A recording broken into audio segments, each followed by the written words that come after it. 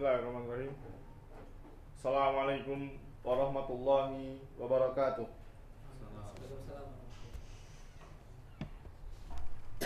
Innal hamdalillah nahmaduhu wa nasta'inuhu wa nastaghfiruh wa na'udzu billahi min sururi anfusina wa min sayyiati a'malina. Man yahdihillahu fala mudhillalah wa may yudlilhu fala hadiyalah.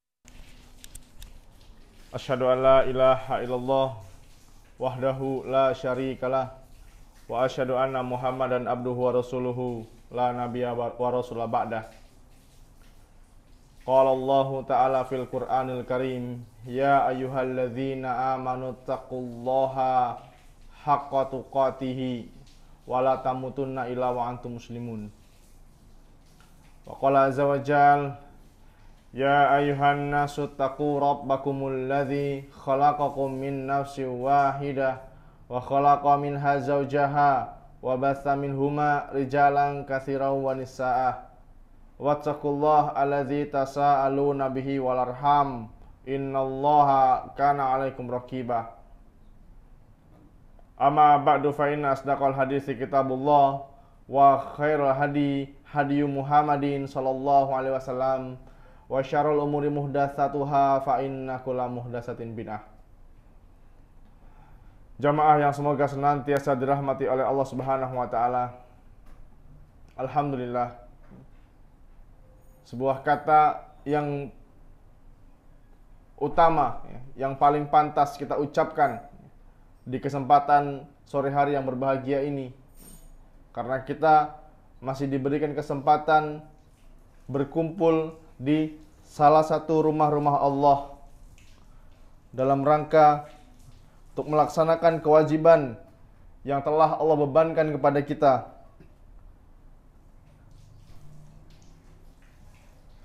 Di antaranya melaksanakan sholat asar secara berjamaah, kemudian dilanjutkan dengan mempelajari agama Islam, yang mana Nabi Muhammad SAW beliau pernah mengatakan, talabul ilmi faridatun ala kulli muslim. Menuntut ilmu itu hukumnya wajib bagi setiap muslim dan muslimah, ya. Alhamdulillah, kita yang dimudahkan oleh Allah Subhanahu wa taala untuk menghadiri majelis ilmu patut bersyukur, karena ini adalah hidayah yang besar, sebuah nikmat yang Allah Subhanahu wa taala berikan kepada hambanya, karena tidak semua orang bisa dimudahkan untuk duduk di majelis ilmu. Yang pertama, dia memang belum diberikan hidayah oleh Allah Subhanahu wa taala. Atau yang kedua, karena kesibukan. Karena kesibukan. Dan kita ini dimudahkan oleh Allah Subhanahu wa taala untuk hadir di majelis ilmu, ya. Jangan sia-siakan kesempatan ini, ya. Karena nikmat yang besar dari Allah Subhanahu wa taala. Jamaah yang dirahmati oleh Allah Subhanahu wa taala, kita melanjutkan pembahasan kita pada pertemuan pekan lalu, ya, tentang apa judulnya? Kenakalan, ya. Sebab kenakalan pada anak.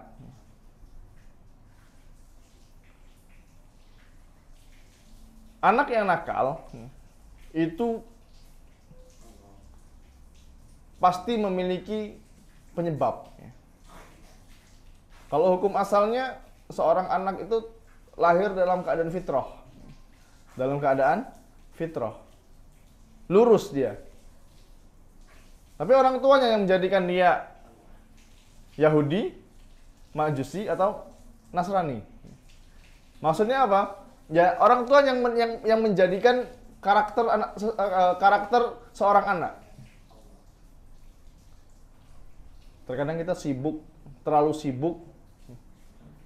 sibuk mencari nafkah sampai lupa tentang pendidikan anak.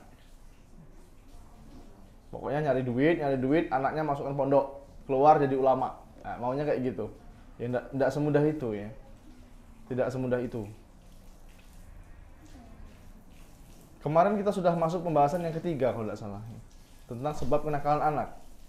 Yang kedua, masuk yang ketiga berarti. Bukan sampai yang ketiga, tapi masuk yang ketiga. Tidak apa-apa. Sedikit kita mengulang jamaah yang dirahmati oleh Allah Subhanahu wa taala. Anak itu sebuah amanah. Kemarin sudah kita bahas. Anak itu amanah dari Allah Subhanahu wa taala. Amanah yang memang benar-benar harus kita jaga. Karena anak ini bisa jadi pahala jariah untuk kita. Ketika kita mati jamaah. Di antara yang bisa kita bawa itu adalah doa anak yang solih. Dan kenikmatan terbesar. Kenikmatan terbesar sebagai orang tua ketika anak kita sujud, dia membaca Robbighfirli wali walidayya warhamhuma kama rabbayani shaghira. Robbighfirli, ya Allah, ampunilah aku, ampunilah kedua orang tuaku, sayangilah mereka seperti mereka menyayangi aku sewaktu aku kecil. Anak usia TK ini udah hafal, Pak. Di sekolah-sekolah TK udah dihafalkan. Ketika anak kita sholat, sujud, dan dia berdoa itu, ini sebuah kebahagiaan tersendiri sebagai orang tua. Apakah tahu-tahu lahir langsung jadi seperti ini? Enggak. Semuanya butuh proses. Dan orang tua ini adalah faktor utama kesolehan seorang anak. Kemarin sudah kita bahas. Kesolehan anak itu nurun dari orang tuanya. Kalau kita pengen anak kita soleh dan solihah, ya kita perbaiki dulu diri kita. Dan ibu itu adalah sekolah pertama untuk anak-anaknya. Madrasatul ula. Mama, ibu itu adalah sekolah pertama untuk anaknya. Tapi jangan lupakan kalau kita sebagai bapak itu kepala sekolahnya atau wakakurikulumnya. Kita yang menentukan pelajaran apa yang dia terapkan pada anak-anak kita. Jadi kita kita membentuk anak solih dan solihah itu sejak kapan? Sejak kita memilih pasangan. Ya kalau dari sebelum menikah calon istrinya sudah main aplikasi sosial media yang joget-joget depan kamera, ya gimana anak kita nanti? Masa anak kita masih umur 4 bulan, 3 bulan, 1 bulan udah dicekokin lagu-lagu suruh joget, gimana ini? Seneng dia anaknya kalau bisa joget. Wah, anakku udah bisa joget. Layan fa'uhu, nggak bermanfaat untuknya ya. Di akhirat nggak ditanya dia bisa joget apa enggak. Nggak bisa tepuk tangan nggak masalah, nggak apa-apa. Nggak bisa nyanyi anaknya nggak apa-apa. Tapi kalau anak kita nggak bisa baca Al-Quran, nah orang tua yang tanggung jawab. Karena Rasulullah SAW beliau pernah bersabda, "Idza matal insan in qata'a anhu amaluhu illa min salasatin." Kalau seseorang itu meninggal, terputus semua amalannya. Semuanya terputus, tinggal semua. Illa min salasatin, kecuali 3. Apa yang pertama? Shadaqatin jariyatin au ilmin yanfa'u bihi au waladin sholihin yad'u lahu. Yang bisa dibawa nanti sedekah jariah. Apa itu sedekah jariah? Sedekah yang kontinu terus, yang dipakai terus manusia. Kalau kita ngasih makan orang udah selesai. Tapi kalau kita sedekah semen, mau bangun masjid, semen 1 sak misalnya, yang nggak nyampe 100.000. Selama masjid ini digunakan dan kita ikhlas karena Allah Subhanahu wa taala, terus kita dapat pahalanya. Semen berapa sak? 1 sak nggak nyampe 100.000, dapat pahala jariah. Kipas angin untuk masjid misalnya. Selagi kipas angin itu digunakan, jamaahnya nyaman, sholat di sana atau AC sekalian. Ini menjadi pahala jariah. Kemudian ilmin yanfa'u bihi, ilmu yang bermanfaat. Karena ada ilmu yang tidak bermanfaat. Ilmu yang bermanfaat ini terus akan mengalir. Kita sebagai guru mengajarkan kebaikan kepada murid kita. Murid kita terus mengajarkan kepada adiknya atau kepada teman-temannya. Dia mendapatkan pahala tanpa mengurangi pahala kita.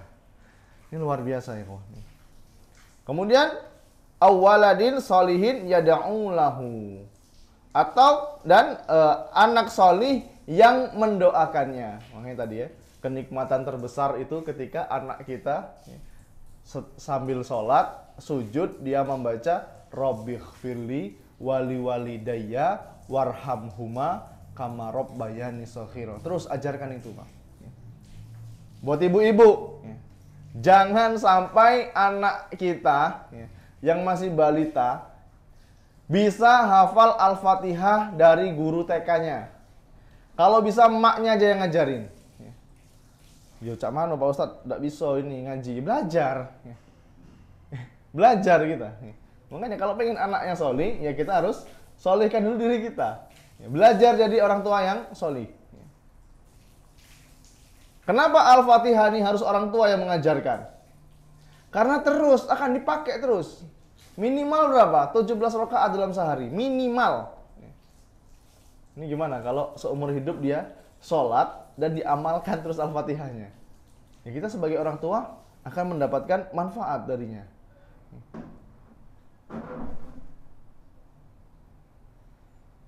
Ketika orang tua kita sudah meninggal, saat ini kita orang tua yang sudah meninggal, malaikat sedang memberikan ujian atas perintah Allah Subhanahu wa taala.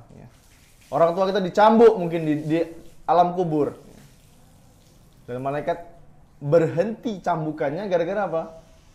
Istighfar dari anaknya. Tapi Ustaz, wong tuaku sudah meninggal, Ustaz. Tidak bisa lagi berbakti. Bisa. Bisa. Berbakti kepada orang tua yang sudah meninggal itu masih bisa. Di antaranya apa? Yang pertama, mendoakan. Yang kedua, membayarkan hutangnya kalau ada. Cari tahu orang tua kita ini punya hutang apa enggak. Kalau punya, berusaha untuk membayarkan. Yang ketiga, menyambung ukhuwah pada sahabat-sahabat orang tua kita. Jangan diputuskan sama saudari-saudaranya. Orang tua kita meninggal, udah putus hubungan, jangan. Jangan sampai seperti itu. Allah Subhanahu wa taala berfirman dalam hadis Nabi Muhammad SAW bersabda, Innallaha azza wa jal la yarfa'ud darajata lil abdi salihi fil jannah fayaqul ya rabbi annili hadhihi fayaqulu bistighfari waladikalaka. Sesungguhnya Allah Subhanahu wa taala akan mengangkat derajat seorang hamba yang solih di surga. Kemudian dia berkata, wahai Robku, kenapa ini bisa terjadi padaku? Kenapa saya sampai diangkat derajatnya di surga? Maka Allah menjawab, hal itu karena doa yang dipanjatkan anakmu agar kesalahanmu diampuni, kata Allah Subhanahu wa taala. Jamaah yang semoga senantiasa dirahmati oleh Allah Subhanahu wa taala. Pendidikan anak itu 100% tanggung jawab kita. Pendidikan anak itu 100% tanggung jawab kita. Kita berusaha mendidik anak dalam lingkungan ketaatan kepada Allah Subhanahu wa taala. Wah, sekarang nggak bisa, Ustaz. Nak masuk ke SDIT biayanya lumayan. Karena keluhan sebagian teman-teman kayak gitu. Padahal di Lubuk Linggau ini banyak ya sekolah SDIT yang sesuai dengan sunnah. Yang gratis ada, yang sedang ada, yang tinggi juga ada. Tergantung sesuaikan dengan kemampuan kita sebenarnya. Wah, masih tidak sanggup Ustaz. Aku kerja sehari dapat 40.000 misalnya, tapi pengen anak yang solih. Nggak apa-apa, nggak masalah. Sekolah kan di tempat umum, kalau kita mampunya segitu nggak masalah. Tapi kita sebagai orang tua harus kerja 2 kali. Harus kerja 2 kali. Ajak anak kita kajian. Ajarkan dia ilmu-ilmu dasar. Nah gimana? Mau nyekolahkan ke sekolah sunnah dia nggak ada biaya mungkin ya. Nggak apa-apa. Tapi kita tetap bertanggung jawab tentang kesolihan anak kita. Karena orang tua yang solih, anaknya juga solih. Insya Allah.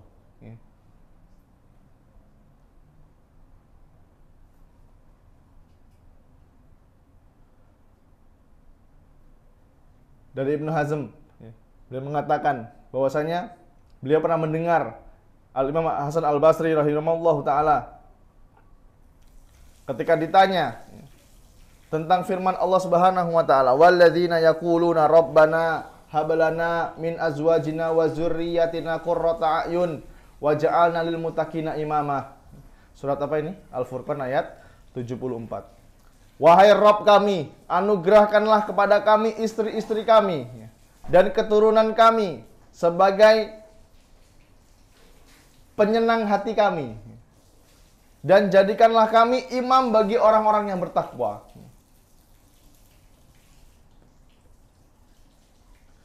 Ketika ditanya makna dari qurrata a'yun, beliau menjawab, ketika ditanya tentang qurrata a'yun, apakah ini dalam urusan dunia atau akhirat? Kemudian Imam Hasan Al-Basri rahimahullah ta'ala menjawab,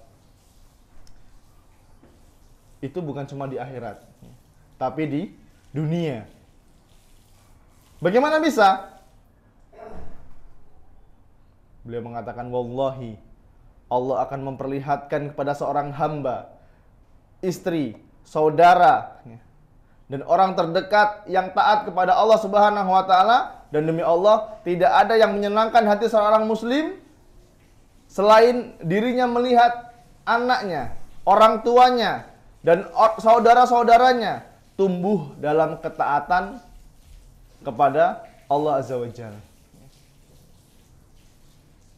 Kalau kita punya anak yang solih, istri yang qanaah, waduh.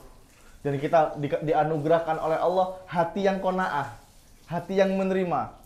Kata Imam Syafi'i rahimahullah ta'ala, ketika engkau diberikan hati yang qanaah, engkau dan raja sama saja. Raja itu pengen apapun, bisa dia. Orang yang diberikan taufik oleh Allah hati yang qanaah, dia memiliki segalanya. Diberi segini cukup, alhamdulillah. Coba kalau dia nggak diberikan hati yang qanaah, kurang terus ya. Kita yang diberikan oleh Allah taufik, memiliki hati yang qanaah, ya kita harus bersyukur. Kita harus berbahagia. Karena tidak semua orang itu bisa itu loh. Paham ya? Tidak semua orang itu bisa memiliki hati yang qanaah. Dan ini sedikit faidah ya, dalam konsep rumah tangga. Memang yang namanya materi itu penting. Materi itu penting. Semuanya juga butuh. Tapi kunci kebahagiaan antara suami dan istri itu suami yang bekerja keras dan istri yang qanaah. Nah ini faidah ya. Kalau suaminya kerja keras tapi istrinya nggak qanaah, ya kurang terus. Nggak ada kebahagiaan. Pulang ke rumah aja males suaminya. Istri yang qanaah tapi suaminya males-malesan, nggak mau kerja. Ini gimana ini? Nggak ada kebahagiaan di situ. Jadi kesolihan anak itu nurun dari orang tuanya. Jamaah yang semoga senantiasa dirahmati oleh Allah Subhanahu wa taala. Di antara faktor atau sebab kenakalan dari anak, apa yang pertama kemarin masih ingat?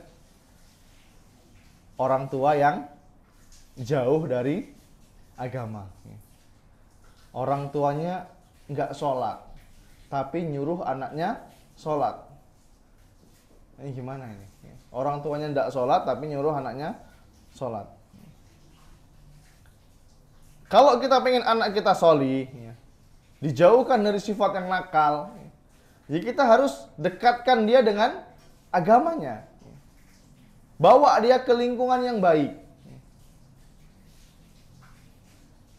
Kita nggak pernah kajian, nggak pernah bergabung dengan orang-orang yang bertakwa, nggak pernah bergabung dengan circle yang solih.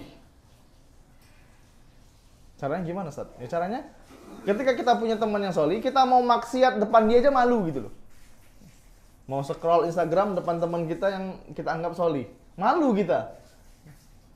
Mau denger musik-musiknya malu. Ini orang tua ndak belajar, tapi pengen punya anak yang solih. Kemarin sudah kita bahas panjang lebar ya, tentang orang tua yang jauh dari agamanya. Kemudian faktor yang kedua, jamaah. Lingkungan atau teman yang buruk. Lingkungan itu membentuk karakter. Nah, ini penting ya. Kalau kita mau tinggal, mau buat rumah, lihat dulu lingkungannya kayak mana. Jangan mentang-mentang tanahnya murah, rumahnya murah kita beli. Lihat dulu lingkungannya. Karena dalam sebuah riwayat Nabi Muhammad SAW mengatakan di antara tanda kebahagiaan seorang muslim itu ada 4. Ini bukan patokan, bukan standar ya. Ini tanda. Kalau seorang muslim memiliki 4 ini, bahagia dia hidupnya. Yang pertama, istri yang solihah. Yang kedua, kendaraan yang nyaman. Ketiga, kendaraan yang nyaman, rumah yang luas, rumah yang lapang. Yang keempat, tetangga yang baik. Nah ini, ya. Kita punya 4 ini aman nih, ya. Bahagia kita. Jangan mentang-mentang rumahnya bagus, terus murah, ya. Terus kita beli, wah tinggal di sini aja. Masya Allah, jazakallah khair. Tinggal di sini. Wah, ini kurang pas ya, ya. Lihat dulu lingkungannya. Kita mau beli tanah, cek dulu lingkungannya kayak mana. Kalau lingkungan tukang orang narkoba, tukang judi online, ya jangan ya. Jauh dari masjid. Bismillah. Jauh dari orang-orang berilmu, ya, lebih baik ditinggalkan. Nggak harus punya rumah, nggak harus punya segera punya rumah, nggak harus. Ya, bukan kompetisi. Kalau kita dimudahkan oleh Allah punya rumah, alhamdulillah. Kalau belum punya gimana, Ustaz? Ngontrak dulu, nggak apa-apa. Ada masalah apa dengan kontrak? Nggak ada ya. Jadi kontraktor nggak apa-apa. Daripada kita paksa punya rumah, sampai berhutang, pengen punya rumah. Ini kurang tepat. Tapi Ustaz, kalau nggak punya utang, nggak semangat kerja, Ustaz, ini prinsip dari mana seperti ini? Justru kalau nggak punya utang tuh lebih tenang hidupnya. Makan enak, tidur nyenyak, coba aja tuh. Nggak punya utang, enak banget tuh. Di lingkungan itu membentuk karakter. Tapi kalau qadarullah kita sudah tinggal di lingkungan yang jelek, kalau bisa pindah, pindah. Kalau nggak bisa, kurung aja anak kita. Daripada dia keluar, pulang ke rumah, dapat kosakata baru. Dibilang anak kuper nggak apa-apa, biarin aja. Kurang pergaulan anak kau ini, nggak apa-apa, biarin aja. Kita fasilitasin. Sekali-kali atau 1 pekan 3 kali kita ajak keluar, ya, ke taman, ya, ke tempat playground, nggak masalah. Ya. Daripada dia main sama anak-anak tetangga. Ya. Kalau kita bisa protek dia nggak masalah. Nah, anak itu udah besar nih. Main sama dia boleh, tapi jangan terlalu akrab. Kalimat-kalimat seperti itu nggak boleh, nak. Yang dia ucapkan itu nggak boleh. Kalau kita mampu. Kalau nggak bisa gimana? Kurung aja. Atau pindah sekalian. Ya.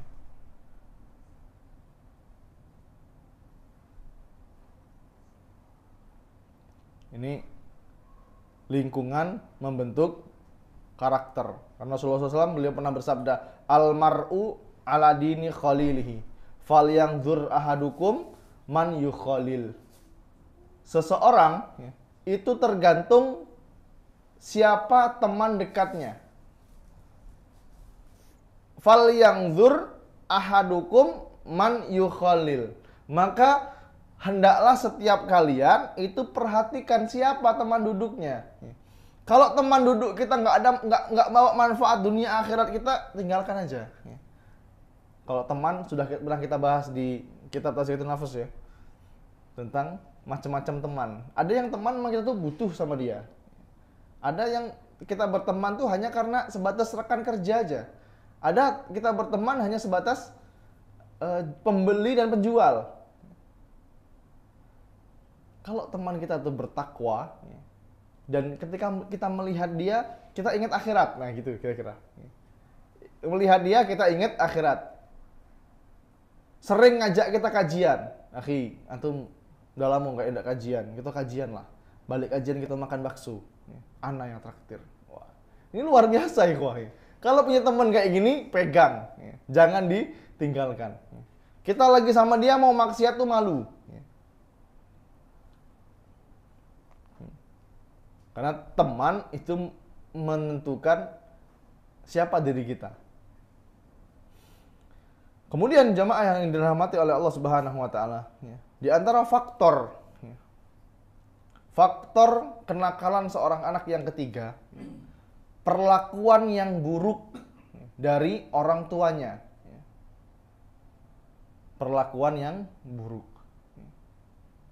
Secara nggak sadar, terkadang kita tuh membuli anak kita. Ngatain dia gendut misalnya. Ngatain dia, rakus, makannya banyak. Ini kalimat-kalimat seperti ini harus ditinggalkan ya. Pernah nggak kesel sama anak? Yang punya anak antum pernah nggak kesel? Jason, antum pernah nggak kesel sama anak Sofyan, Jason? Pernah nggak kesel sama anak antum? Sofyan, pernah nggak? Kesel gitu? Pernah ya? Dusta kalau bilang nggak pernah ya. Pernah. Tapi apa yang kita ucapkan? Gitu loh. Apa yang kita ucapkan dari lisan sebagai orang tua? Karena di antara doa yang tidak tertolak itu doa antara orang tua dan anak. Ucapkan yang baik untuk anak kita. Astagfirullah, anak solih, anak baik, anak pintar, anak sukses, masya Allah antum ini. Kau nak, nah subhanallah, anak solih. Bisa nggak kita marah dengan kalimat-kalimat yang baik? Nggak mengumpat. Oh ya anak nakal, kau ini anak belis, kau ini siapa yang belisnya siapa? Kan gitu. Orang zaman dulu kan gitu. Marah sama anak, oh ya anak setan kau nih. Siapa setannya? Ini kurang pas sih kok. Kalau kita punya anak, ya perlakukan anak kita dengan yang baik. Kalau kita punya anak lebih dari satu, perlakukan dengan cara yang adil. Adil tidak harus sama. Nah ini, adil itu tidak harus sama. Kita punya anak 3. Satu usia 10 tahun, satu usia 5 tahun, satu usia 6 bulan. Kata Ustadz tadi harus adil. Ya sudah, belikan bakso daging. Samo galo. 3 bungkus, nak makanlah. Siapa kira-kira yang menang? Anaknya yang 10 tahun.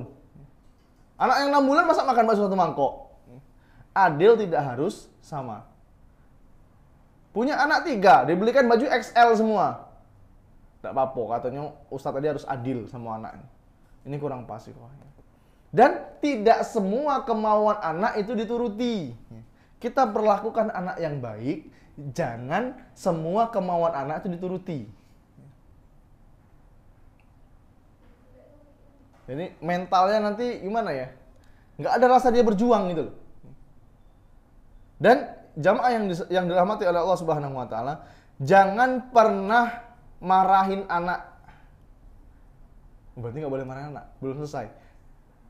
Jangan pernah marah ke anak di tempat umum atau di depan teman-temannya atau di depan teman-teman kita. Kalau anak kita salah, biarkan dulu. Nanti kalau orang udah sepi, udah pulang semua, baru kita marahin. Marah sama anak boleh nggak? Boleh, silakan. Dan kita ajarkan sama dia rasa kecewa. Ya, aku pengen beli sepeda. Tolong ya beli ke ya. Dia udah minta ngerengek terus. Ayah tidak sayang sama aku ya. Aku minta sepeda belum dibeli. Dia usianya 4 tahun. Tapi minta sepeda yang besar, yang ring 27. Kira-kira bisa nggak makainya? Belum bisa ya. Yang beda besar itu. Belum bisa. Kalau kita mau belikan sepeda, ajarkan dulu dia doa. Nah, kalau kau pingin sepeda, doa dulu nak, minta sama Allah. Nak. Allah yang kasih bapak rezeki nak. Yang kasih papa rezeki itu Allah, nak. Kalau papa banyak rezeki, nak, papa insya Allah bisa belikan sepeda. Padahal jamaah, di ATM kita pun, ya, di dompet kita pun ada duit sekedar mau beli sepeda. Nggak nyampe 1 juta sepedanya. Bisa kita mampu, insya Allah kita mampu. Ya. Tapi ajarkan dia untuk berdoa. Kita udah lihat dia nih berdoa, ya Allah banyak rezeki bapakku ya Allah. Ya besoknya kita ajak dia beli sepeda. Kita tunjukkan bahwa nak, masya Allah nak, doa kamu dikabulkan nak sama Allah nak. Kita bisa beli sepeda. Ya. Tapi sekali-sekali ya, ajarkan dia kecewa. Dia minta PS misalnya. Dia main pas saudaranya, lihat orang saudaranya punya PS. Sampai ke rumah ngerengek, pengen punya PS. Belikan nggak kira-kira? Lihat masalah dan mudorotnya. Kira-kira kalau kita belikan, dia jadi anak yang cerdas nggak kira-kira? Kalau menurut kita enggak, kan sebagai orang tuanya kita yang lebih mengetahui ya. Kalau mudorotnya lebih besar, lebih baik ditinggalkan, jangan diberikan. Ya nih cak itu nian sama aku tidak sayang nian, nggak apa-apa. Ya. Nanti dia juga paham sendiri. Ya. Kok bisa kayak gitu Ustaz? Ya, karena saya pernah mengalami. Saya dulu pernah pingin tapi nggak dibelikan sama bapak saya. Ternyata setelah sekarang, berpikir nggak ada manfaatnya ternyata. Baru terfikirkan. Kalau kita berlaku buruk pada anak kita, ya, itu akan membekas di hatinya. Dan dia pun akan meluapkan energinya sesuai dengan apa yang dia lihat. Diluapkan dengan orang lain, dengan temannya, dengan adiknya. Kita bentak anak kita. Ya. Coba, anak kita numpahkan susu kira-kira. Numpahkan susu. Bersihkan susu yang tumpah itu nggak sampai 5 menit ya kawan. Tapi kalau kita bentak dia, "Oi kau di mata udah jingok," misalnya. Punya mata udah kau nih. Itu akan terus membekas di otaknya. Paham ya? Coba anak kita susunya tumpah. Dia mungkin dengan tatapan yang apa ya? Yang takut sama kita. Wah, marah bapak aku nih.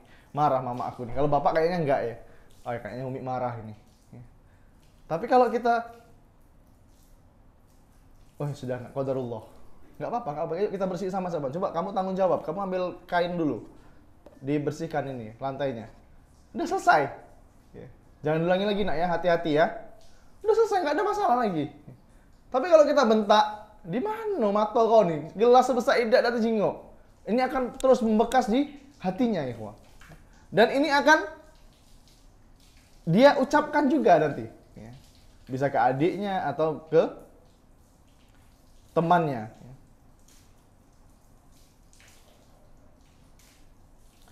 Dan usahakan kita berlemah lembut kepada anak. Bahkan kepada anak kecil. Karena Nabi Muhammad SAW beliau pernah mengatakan, Innallaha rafiqun yuhibbur rifqa. Sesungguhnya Allah itu maha lembut dan mencintai kelembutan. Kita berusaha berkata yang baik sama anak kecil. Bahkan ketika kita sama anak kita, ya kita memposisikan diri kita sebagai mereka. Coba antum pernah lihat nggak? Mungkin yang bapak-bapak ini, yang anaknya mungkin udah TK. Segagah-gagahnya antum, sesangar-sangarnya antum, sepanjang jenggot antum, pasti pernah bawa tas anak. Betul? Pernah kan? Kita posisikan diri kita sebagai teman dia gitu loh. Tapi nggak perlu pakai bahasa anak ya, nggak perlu bahasa itu dicedal-cedalkan. Nah ini kurang pas sih ya. Nggak tahu ya, kalau dalam dunia medis ada ininya nggak? Ada apa namanya? Bukti ilmiahnya nggak? Kalau kita ngomong cedal ke anak itu bakal cedal. Buat dia apa? Space delay ya, space delay bener ya? Buat space delay. Ngapa nggak sama anak tuh ngomong biasa aja? Ngomong biasa aja, anak capok. Ngomong anak siapa nak? Tinggal ngomong kayak gitu aja loh. Nggak usah pakai bahasa-bahasa dicedal-cedalkan. Kata Ustaz tadi harus berlemah lembut. Ya tidak harus bahasanya dicedal-cedalkan.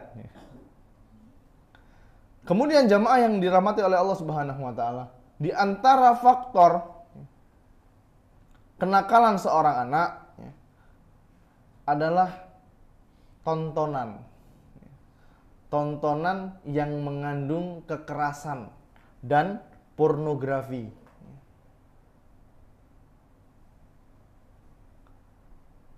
Siapa di sini yang sudah ngasih handphone untuk anaknya? Harus hati-hati,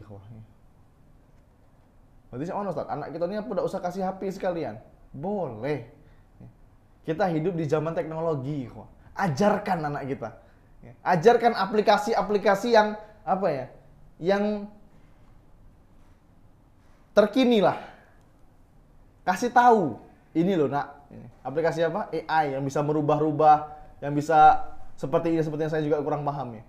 Ajarkan mereka, ini loh nak, kayak gini loh nak, tapi dibatasin waktunya. Kadang kita ini nggak mau ribet. Orang tua apa ya? Pasangan-pasangan muda lah, itu nggak mau ribet.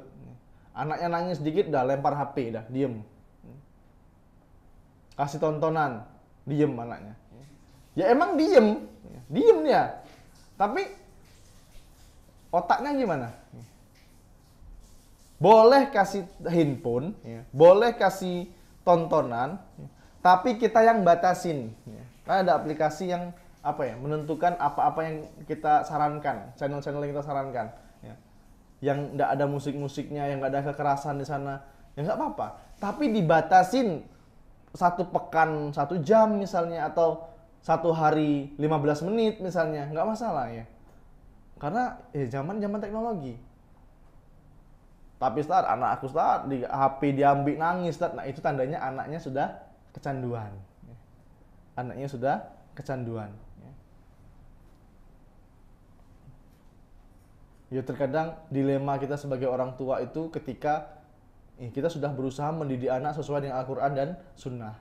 Tapi pas kita berkunjung ke orang tua kita, ya kan, berkunjung ke saudara kita, di sana ada tontonan-tontonan, ya kan, sepupunya main HP, anak kita lihat, ya itu ujian nih, itu ujian. Apalagi punya anak yang usia puber. Usia berapa puber? 13 itu udah mulai puber ya. Nah kita harus rajin-rajin ngecek handphonenya ya. Rajin-rajin ngecek handphone anak kita. Grupnya, apa yang dia bahas di grup itu. Kalau mulai menyimpang, bahas-bahas cewek, misalnya bahas-bahas yang vulgar, ngirim-ngirim stiker yang nggak jelas, suruh keluar anak kita dari grup. Kalau butuh informasi japri baik, nak apa-apa. Harus tegas tapi jangan keras. Tegas, tidak keras pada anak. Jangan jadi orang tua yang diktator. Jadilah orang tua yang dirindukan. Kalau kita pergi safar keluar kota, anak kita nelpon terus, Abi kapan, Bi, Papa kapan pulang, Pak? Pulang lah Pak, aku gak mau tidur mendekati Papa. Misalnya kayak gitu. Jadi orang tua yang dirindukan, gimana caranya ya kita sendiri yang tahu. Tergantung kontak kita kepada anak kita. Dan biasanya nih, Allahualam, ada bukti ilmiahnya apa enggak? Seorang ayah itu deket sama anak perempuan. Kalau anak laki-laki deket sama ibunya. Biasanya sih seperti itu. Nah ini. Nggak cuma laki-laki ya, anak perempuan nakal misalnya. Kemarin malah dapat informasi, belum lulus malahan, dari pondok pesantren sunnah, SMA, dah hamil. Hamil di luar nikah, berzina dia. SMA. Faktornya apa? Bisa jadi karena pergaulan, handphone, orang tua yang terlalu membebaskan. Makanya orang tua harus sering-sering ngecek.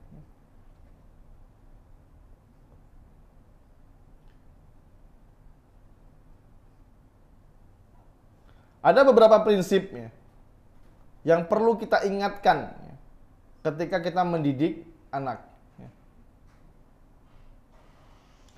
Yang pertama, kita sebagai orang tua harus melindungi anak kita dengan cara yang baik. Sehingga anak kita, keluarga kita terbebas dari murkanya Allah Subhanahu wa taala, wal iyazubillah, tidak dimasukkan ke dalam neraka jahanam. Seperti yang dikatakan oleh Allah Subhanahu wa taala, "Ya ayyuhalladzina amanu qu anfusakum wa ahlikum naro." Wahai orang-orang yang beriman, jagalah dirimu dan keluargamu dari api neraka. Bisa nggak kita menjaga anak dan istri kita dari api neraka? Jangan anaknya sudah mulai joget-joget di aplikasi, malah bapaknya ikut-ikutan. Waliyazubillah. Kalau kita punya anak laki-laki, didik dia secara laki-laki. Ajak dia keluar, ajak dia ke sungai, ajak dia ke hutan, ajak dia ke tempat-tempat yang yang memang fitrahnya laki-laki. Anak laki-laki dibelikan boneka misalnya, ya nggak masuk ikhwah. Ajarkan tanggung jawab. Tanya sama dia, nak, sekali-kali kita ngobrol. Kita punya anak usia mungkin 7 tahun, 8 tahun udah ngerti ya. Nak, gimana lah nak ya? Ajak dia ngobrol, minta pendapat sama dia. Nak, gimana lah nak ya? Abi itu nak mau keluar kota. Menurut kamu enak naik kereta api apa nak bawa mobil dewe nak ya? Tanya sama anak, padahal kita tahu jawabannya kan? Kita tahu jawabannya. Ajak dia diskusi.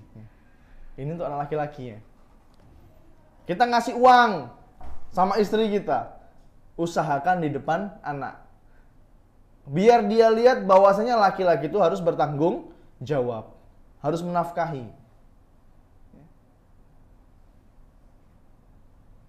Kita jaga anak dan istri kita. Rajin-rajin ngecek. Kalau suami itu ngecek HP istrinya, bukan kebalik. Istri yang suka ngecek HP suami. Ada satu kesalahan di HP suami, ya, ibu-ibu nggak tanggung jawab, Bu. Ibu-ibu nggak diminta pertanggungjawaban di hadapan Allah Subhanahu wa taala. Tapi kalau ada satu kesalahan di handphonenya istri, suami yang bertanggung jawab di akhirat. Ya mungkin dia nggak selingkuh, saya nggak mengatakan istrinya selingkuh, enggak. Tapi di grup WhatsApp, apa yang dia obrolkan? Ini suami yang ngecek, jangan kebalik. Mentang-mentang gaji semua suaminya, penghasilan suaminya, istri yang megang, suami minta beli pulsa aja ditanya, mau nelpon siapa? Ini gimana laki-laki kok? Arijalu qawwamuna 'alan nisa. Laki-laki itu pemimpin untuk perempuan. Bukan suami yang ngecek, malah suami yang dicek sama istrinya. Dan kaidahnya itu apa? Laki-laki itu harus pamit. Kalau perempuan harus izin. Jangan kebalik. Suaminya pamit. Jangan minta izin. Yang boleh dak aku nak jenguk mama, nak jenguk emak di kampung, boleh dak di dusun. Izin dulu sama suami, sama istrinya. Kebalik. Harusnya apa? Udah packing, yang besok aku mau ke tempat mama ya, jenguk mama. Udah selesai. Istri kalau mau ke warung depan pun harus izin sama suami. Auratnya dijaga. Ini bukti bahwasanya suami itu menjaga keluarganya dari siksa api neraka. Ya kalau di sekitar rumah, ke warung, ya suami sudah mengizinkan lah. Tapi kalau udah keluar pakai motor, ke pasar, kemana harus izin, harus atas izin suami. Begitu juga dengan anak perempuan. Tunjukkan bahwa kita laki-laki itu kita pemimpin. Kita ini qawam. Suruh dia kalau mau pergi, keluar rumah, izin dulu sama ayah. Tunggu ayah balik. Ini cara kita melindungi anak dan istri. Yang kedua, ya menanamkan tanggung jawab. Kasih dia tanggung jawab. Di antara caranya gimana kalau kita punya anak? Kasih dia hewan peliharaan. Kalau memang dia condong ke hewan, kita kasih dia tumbuhan. Nak, nih tumbuhan, nak, yuk kita rawat, nak. Bisa nggak kayak gitu? Ini mengajarkan dia tanggung jawab. Kemudian kaidah yang ketiga, yaitu menghilangkan bahaya. Nabi Muhammad SAW beliau pernah bersabda, la dorora wala diror. Tidak boleh memberikan dampak buruk mudorot pada orang lain, begitu pula membalasnya. Ajarkan anak kita untuk tidak memudoroti orang lain. Jangan ganggu, jangan zolim. Ajarkan kalimat zolim, nak. Zolim. Apa itu ya zolim? Zolim itu nak, kalau kamu buat orang lain terganggu. Nah itu zolim namanya. Kamu pakai sendal orang tanpa bicara, tanpa mengizin. Itu namanya zolim nak. Gosop. Minjem barang orang tanpa izin. Anak kita mungkin usia TK, usia SD, ajarkan. Ini namanya gosop nak. Kan kalau SD kan biasanya masuk kelas sepatunya dibuka ya, atau sendalnya dibuka.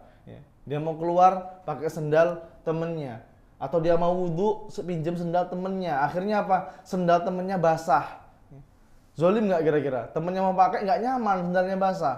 Ajarkan sama anak, nah ini zolim, nggak boleh nak. Kamu merugikan orang lain, kamu membahayakan orang lain ini. Orang lain nggak nyaman, dia mendoakan keburukan kamu, bahaya buat kamu nak. Ajarkan seperti itu pada anak kita. Kemudian jamaah yang semoga senantiasa dirahmati oleh Allah Subhanahu wa taala. Di antara faktor yang ke berapa? 5 ya. Di antara faktor kelima kenakalan seorang anak, percekcokan antara kedua orang tua. Ini salah satu faktor. Bahkan Syekh Dr. Abdullah Nasih Ulwan, pengarang kitab Tarbiyatul Aulad, beliau mengatakan salah satu faktor terbesar penyebab terjadinya kenakalan pada anak adalah berlangsungnya ketidakharmonisan antara bapak dan ibunya saat mereka bertemu dan berkumpul. Kalau rumah tangga kita dipenuhi dengan teriakan dan bentakan, harus introspeksi diri. Apa sebabnya? Kok rumah tangga saya ini penuh dengan teriakan dan bentakan? Manggil anak tuh nggak bisa, dipanggil biasa aja. Misalnya namanya Zaid, Zaid, sini nak, nggak bisa. Harus teriak dulu. Kenapa harus teriak gitu loh? Kalau rumah tangga kita seperti itu, perlu diintrospeksi, perlu dievaluasi. Apa penyebabnya? Kata Syekh Dr. Abdullah Nasih Ulwan, ini adalah penyebab terbesar kenakalan anak.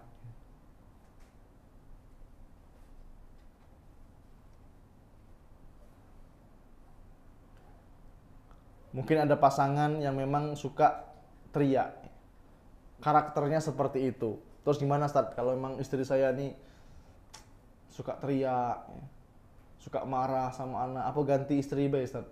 Jangan Pak. Istri kita itu adalah ujian untuk kita. Bisa jadi Allah berikan dia hidayah melalui kita. Bisa jadi Allah berikan hidayah melalui kita. Dan tugas terbesar kita tadi kembali ke surat At-Tahrim ayat yang ke-6 tadi. Ya ayyuhalladzina amanu qu anfusakum wa ahlikum nar. Wahai orang yang beriman, jagalah diri kalian dan keluarga kalian dari siksa api neraka. Tugas kita tuh bukan cuma nyari duit, bukan cuma kerja dari pagi sampai sore, bukan. Tugas terberat kita adalah menjaga anak dan istri kita dari api neraka. Itu tugas terberat seorang ayah. Ad-Dhahak dan Maqatil, beliau mengatakan mengomentari ayat surat At-Tahrim ayat yang ke-6 tadi, haqqu 'alal muslimin an yu'allima ahlahu.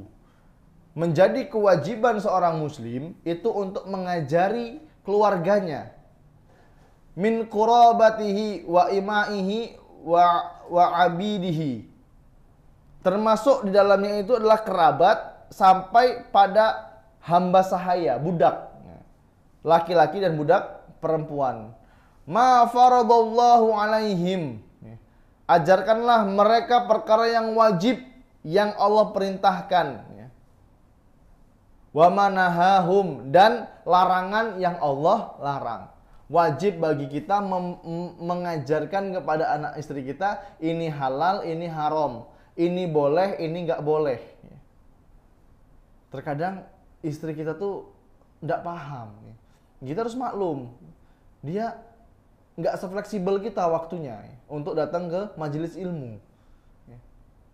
Kalau kita punya pasangan yang semangat menuntut ilmu, ya kita fasilitasi.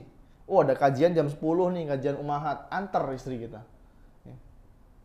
Biar aku nak kajian, biar ayo abi antar, ayo apa, enggak masalah.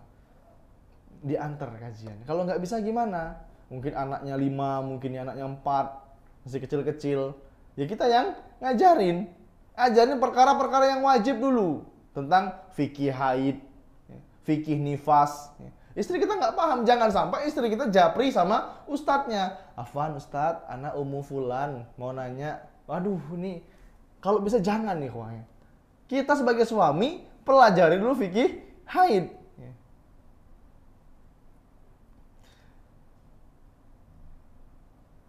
Kemudian jamaah yang semoga senantiasa dirahmati oleh Allah Subhanahu wa taala. Di antara faktor yang keenam yang menjadikan anak itu nakal adalah perceraian. Perceraian yang dibarengi dengan kemiskinan. Udah cerai, miskin lagi. Anaknya keluar rumah dengan apa? Mencari jati diri. Dia nggak menemukan kebahagiaan. Dia nggak menemukan sosok seorang ayah misalnya. Akhirnya, ya dia hidup di jalanan. Ini biasanya terjadi karena perceraian. Nah ini kata Syekh Dr. Abdullah Nasih Ulwan, faktor yang mendasar lainnya yang menjadikan anak itu nakal adalah perceraian.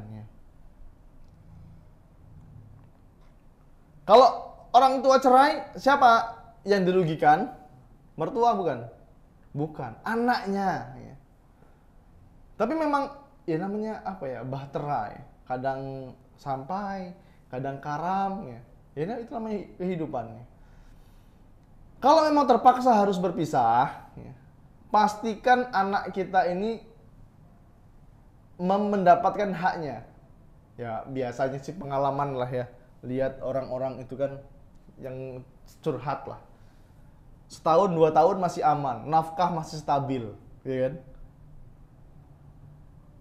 Udah cerai, bapaknya nikah lagi, emaknya nikah lagi. Anaknya ini kemana ini? Ke rumah ibunya, bapaknya nggak suka. Bapak tirinya nggak suka. Ke rumah bapak kandungnya, emak tirinya lebih kejam daripada ibu kota. Gitu. Walaupun nggak semua ya, walaupun tidak semua. Pasti ada rasa apa ya, perbedaan lah. Oh ini anak kandung saya, ini bukan anak saya. Yang dirugikan siapa? Anaknya. Akhirnya diasuh sama kakek atau neneknya. Kakek neneknya udah terlalu tua, nggak sempat lagi ngawasin, nggak bisa lagi ngawasin. Akhirnya anaknya terjerumus pada perkara-perkara yang Allah haramkan. Nah, biasanya kalau cerai dan ini istrinya itu ibu rumah tangga yang nggak punya skill, nggak punya keahlian misalnya, nggak bisa dagang, nggak bisa jahit, nggak bisa bikin kue, misalnya nggak bisa jualan. Udah cerai, suaminya nikah lagi, istrinya miskin. Istrinya miskin, nah inilah yang membuat faktor anak jadi nakal. Yang dampaknya kemana? Istrinya harus kerja keluar rumah, jadi ART, jadi buruh pabrik misalnya. Ya nggak mau anak saya butuh makan. Orang tuanya kerja, anaknya di rumah sama siapa? Sendirian.